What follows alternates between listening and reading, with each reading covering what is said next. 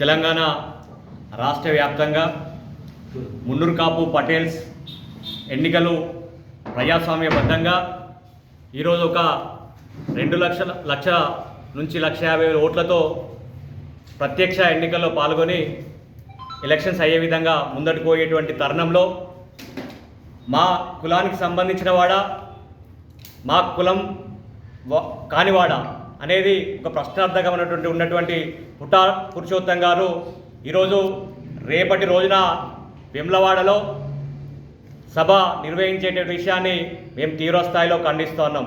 ఎందుకంటే పుట్టాన్ పురుషోత్తం గారు మీరు మున్నూరు కాపు రాష్ట్ర నాయకులని చెప్పుకునే మీరు ఈరోజు కులం కోసం ఏం పని చేశారని ఏం చేశారని ఇలా మీరు సభ పెట్టడానికి వస్తూ ఉన్నారని చెప్పేసి మేము సూటిగా ప్రశ్నిస్తూ ఉన్నాం. గతంలో 18% ఉన్నటువంటి మున్నూరు కాపులను 12%గా ప్రభుత్వం చూపిస్తే కనీసం నోరు మెదపని నువ్వు ఈరోజు కులం గురించి మాట్లాడేటువంటి ఎటువంటి నైతికత లేదని చెప్పి చెప్తా ఉన్నాం.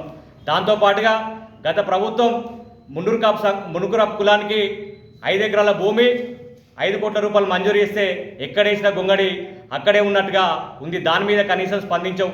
ఈరోజు ఐక్యంగా ఉన్నటువంటి కులాన్ని ఈరోజు ఒక ఐక్యతగా వచ్చినటువంటి కులాన్ని నువ్వు సభలు సమావేశాల పేరిట విచ్ఛిన్నం చేసేటువంటి ప్రయత్నం చేస్తే మాత్రం ఈ చిల్లర ప్రయత్నాలు మానుకోవాలని చెప్పేసి నీకు గుడ్డుగా హెచ్చరిస్తున్నాం.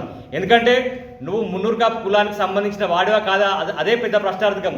ఒకవేళ నువ్వు సమావేశం నిర్వహిస్తే నువ్వు నకిలీ మున్నూరు కాపు కాబట్టి నీ సమావేశానికి వచ్చే వాళ్ళందరూ కూడా నకిలీ మున్నూరు కాపు అవుతారు కాబట్టి ఈరోజు యావత్ మున్నూరు కాపు సమాజం కూడా ఆలోచన చేయాల్సిన అవసరం ఉంది.